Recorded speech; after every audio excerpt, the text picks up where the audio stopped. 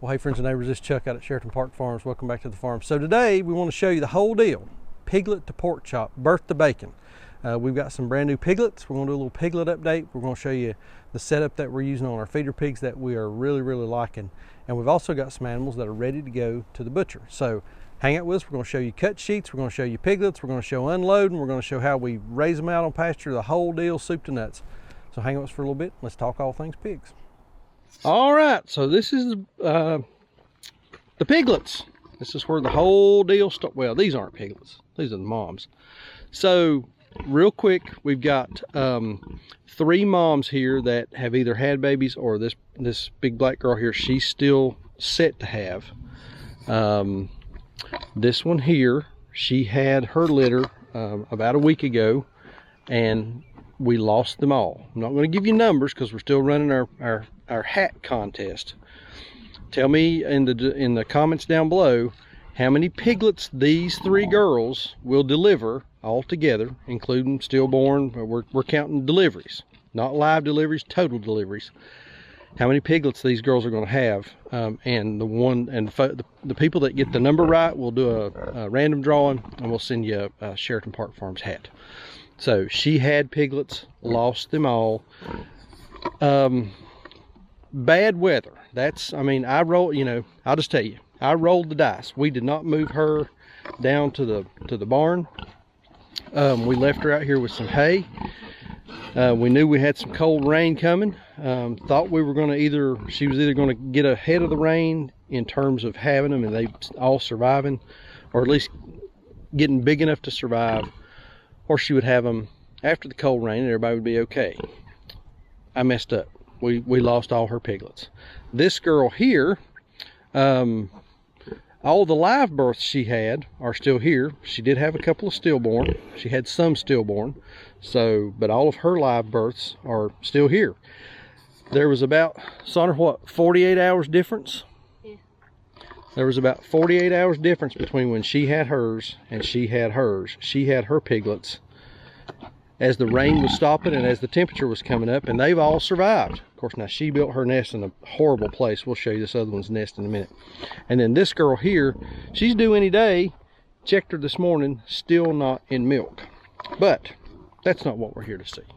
We're here to see piglets, because that's where the cuteness is. Oh my goodness.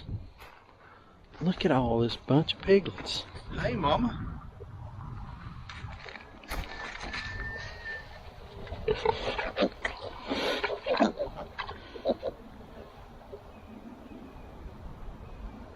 So all of her live births are still with us. Like I say, she did have some stillborn. We're not going to talk about numbers. You can pause the frame and count. That's just going to give you how many live births we got. But she had additional piglets, and then the other mom had piglets too. But piglets are doing great. This is her nest. This is where she came in to nest at. Found a flat spot. Of course, it's kind of beat down now, but initially she had built up a nice berm all the way around here, just as the rain was ending and the temperatures were coming up. And she done fantastic as a mom with all those piglets. So, oh, she's decided she's going to lay down here.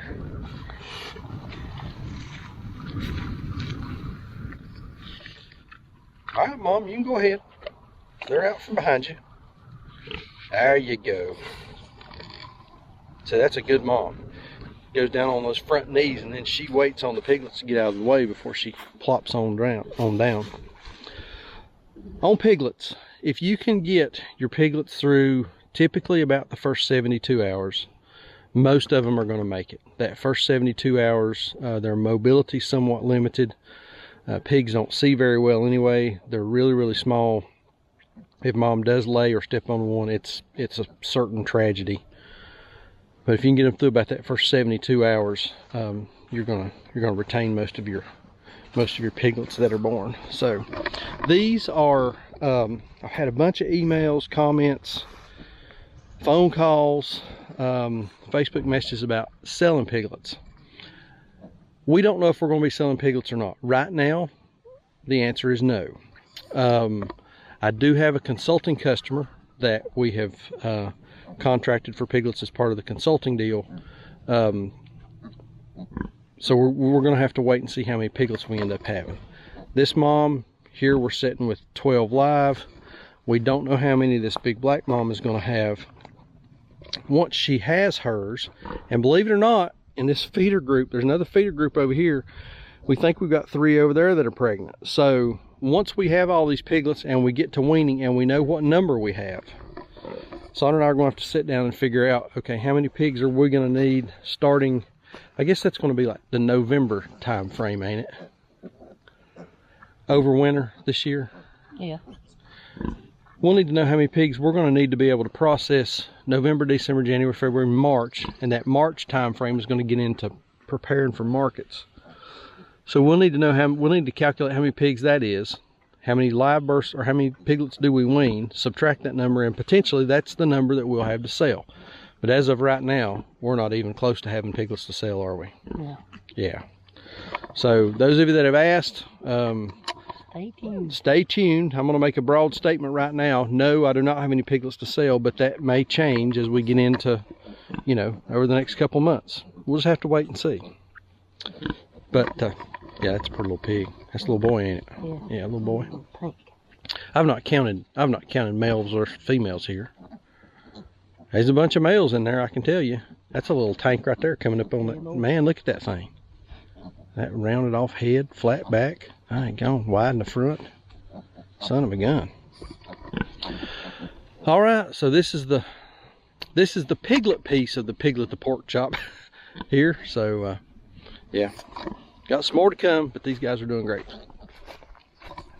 So real quick shout out to those folks that are supporting us over on Patreon. I'll leave a link in the description down below. We get so many phone calls, questions, emails, texts, the whole deal. Folks asking questions about raising pigs, raising cattle, raising chickens, whatever the case may be. It's almost impossible for us to get to all of them. But for those folks that are a patron, I promise you I will get to your question. We've got a private Facebook group that will put you in. And also we can answer your questions direct through the Patreon app there. So if you're interested in that, join us on Patreon. That link is in the description down below. Also, quick reminder for those of you that may have more complex questions and you want some support, some consulting, and you'd like for us to talk with you in depth about your farm and what's going on, how we can help you be more profitable as an enterprise, I'll leave a link in the description down below. We'd love to help you. We've had a couple of folks that we've been able to do some phone consults with. We've had some folks that have come out here to the farm. We've had some folks that we've gone to their property and looked at what they're doing and been able to maybe help folks get a little bit of a jump start. So Sheraton Park Farms Consulting Services, a link for that's in the description down below as well. All right, so let's look in on the mid-stage pigs. Now these are our feeder pigs, and these are, some of them were born Christmas Eve, and the rest of them were born about a month before. So these red ones here, like this little dude right here, born Christmas Eve, so January, February, March, April. So that's not quite 4 months old, and these are not quite 5 months old. Y'all, I am really liking this setup and the way that we're managing this group of pigs. Here they are, laying over here in the shade, bedding up in the grass. It's nice and cool over here. They've got some shade in this area. We've had a couple of days this week that have been up into the 70s. But like I was saying, really like this setup. I've showed this before. This is a field that is up kind of to the side of the farm and behind our chick. That's our chicken processing area right there. Pretty good sized field, couple acres here. We've taken some of our Premier One sheep and goat netting. It works good for pigs. And we've built a huge paddock out of our sheep and goat netting.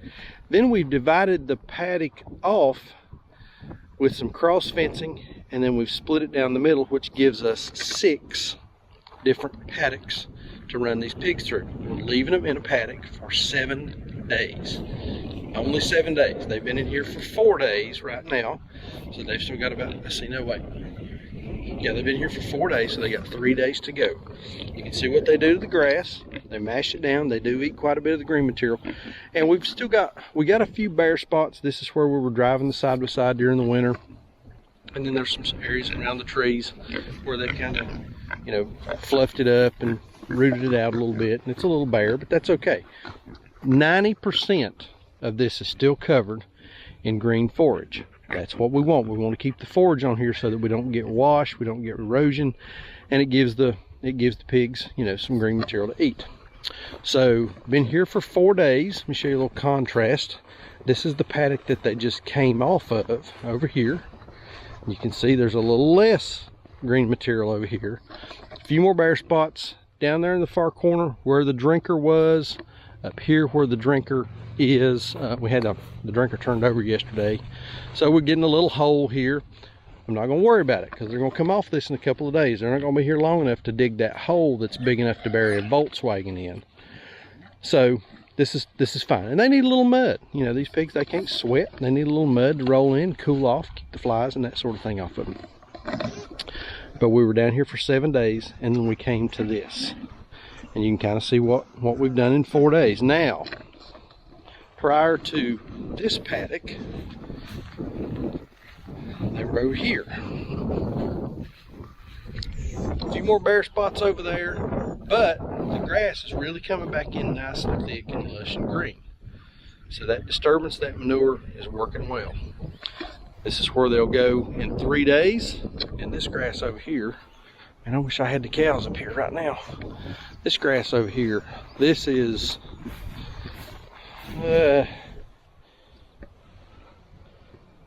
not quite to my pants pocket, and I wear a 31 inseam pants, so I mean this is, what's that? Yeah, that's 30 inches tall. So we got some good grass coming in here, and again, rotating them across. We're not leaving them in one spot to just burn it up. This is working well. I'm liking this. This motivates us to keep them moving. It motivates us to keep them on green grass. We've got the setup already here for the move, so we don't have to dread every time we think we need to move them. We don't have to dread coming out, setting up new paddocks, pulling wire, all that kind of thing. It's already here. Now, the way that we are managing this, sheep and goat netting, but we also have single strand electric, a few inches off the sheep and goat netting. We've had 0 breakouts, none, since we, knock on wood, 0 breakouts since we've started using this setup. This encourages me to think that we can do this in the big meadow down there without getting a lot of bare spots and potholes from the pigs. It encourages me that we can probably do it over here.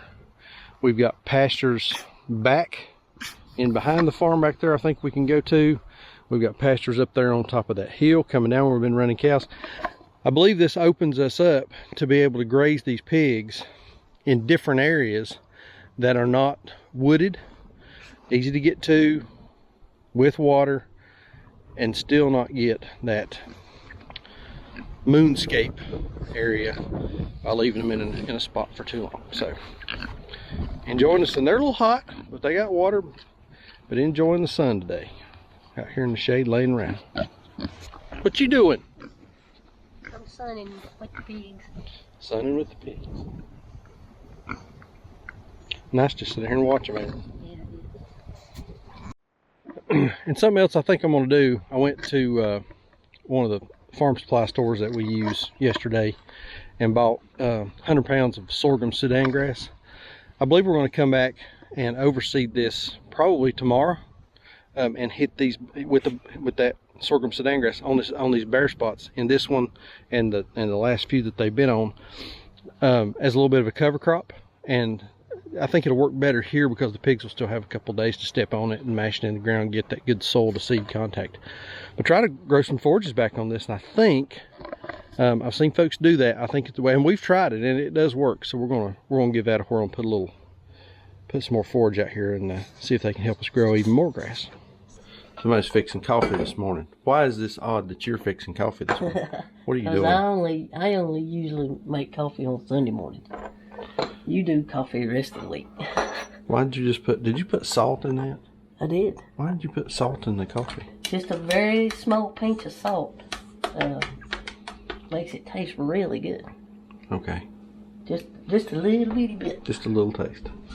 All right, big morning. We've got some pigs going to the butcher this morning. Thought y'all might like to ride along, see how that process works. I think we've showed it in the past, but we'll do it today.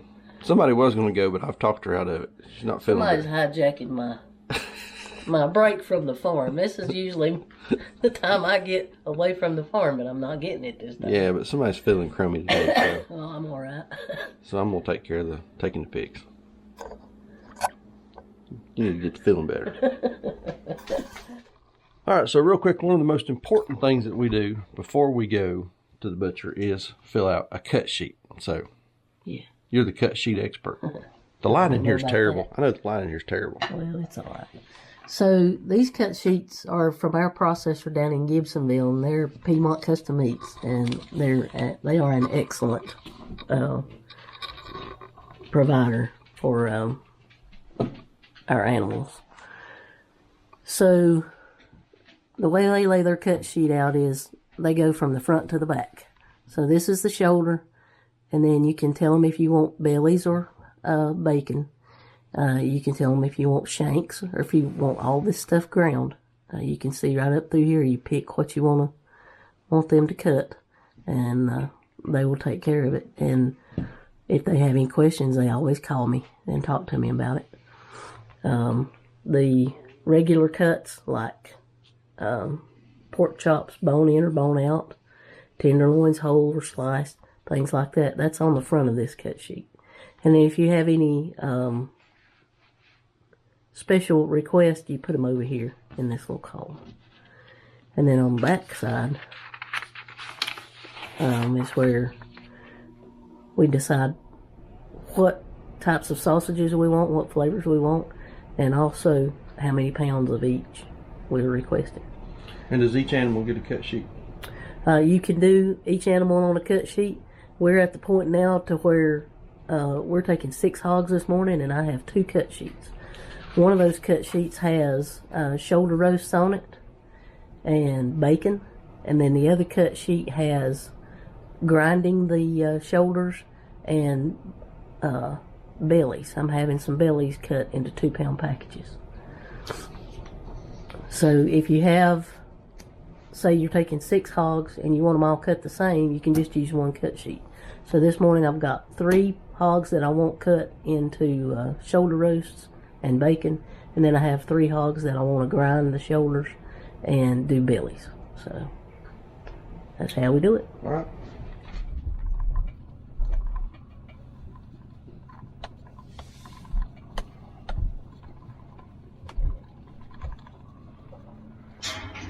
All right, I got them up here, and first thing we do is we check in with the individual that's unloading. So we told them that we got 2 different groups. So we got 3 here. Well, you can see in there 3 that belong to 7 stands, and then we got 6 back here in the back. So he wanted to make sure that we were keeping the groups separate. So we got 2 different tags, 2 different cards with tag numbers on it. So like there's ours, and then upside down, but there's Jamie's.